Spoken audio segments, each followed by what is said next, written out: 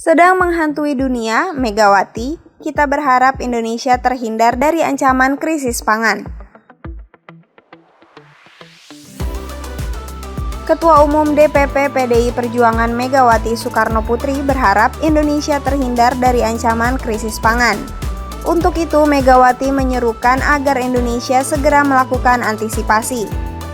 Kita sama-sama berharap Indonesia terhindar dari ancaman krisis pangan yang menghantui dunia, yang harus segera kita antisipasi dari saat ini agar hal itu tidak terjadi, kata Megawati dalam keterangan yang diterima di Jakarta pada Minggu 17 Juli 2022.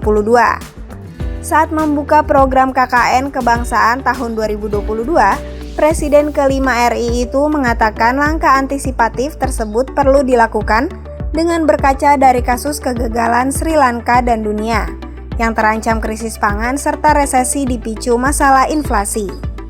Seperti sudah diingatkan Presiden Joko Widodo, lanjutnya krisis pangan berpotensi terjadi mulai tahun ini di negara-negara yang dinyatakan gagal karena mengalami keterpurukan ekonomi seperti di Sri Lanka.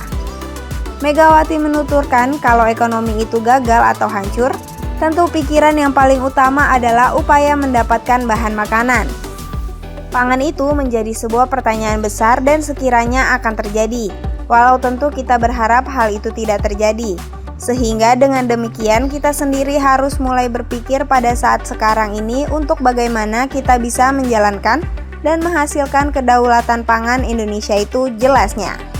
Menurut Ketua Dewan Pengarah Badan Riset dan Inovasi Nasional, peran Indonesia sangat penting selama perguruan tinggi menaruh perhatian besar terhadap penguasaan ilmu pengetahuan dan teknologi melalui riset dan inovasi di bidang pangan. Indonesia begitu kaya dan menghasilkan sumber pangan beragam, tambahnya. Sumber pangan itu harusnya diolah melalui sebuah kerja yang bersinergi dari hulu ke hilir, serta didukung oleh riset tentang sumber benih, pengembangan kemampuan produksi, pengolahan hasil pangan, serta sistem distribusi berkeadilan.